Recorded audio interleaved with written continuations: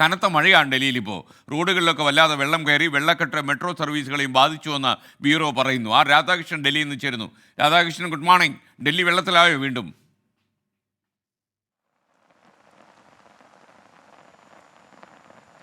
രാവിലെ പെട്ടിരിക്കുകയാണ്. സുപ്രീം കോടതിയുടെ മുമ്പിലാണ് വന്നത്. ഇതിന് പുറത്തേക്ക് പോകാൻ പറ്റാത്ത വിധത്തിൽ വെള്ളക്കെട്ട് നിൽക്കുന്ന ഒരു സാഹചര്യമാണ് ഉള്ളത്.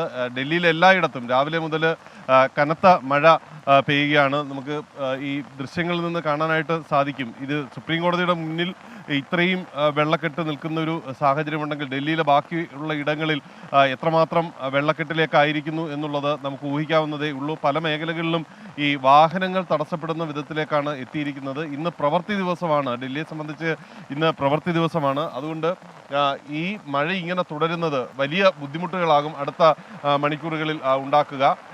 ഈ മെട്രോ സർവീസുകളെയൊക്കെ ബാധിക്കുന്ന വിധത്തിലേക്കാണ് ഈ മഴ എത്തിയിരിക്കുന്നത്.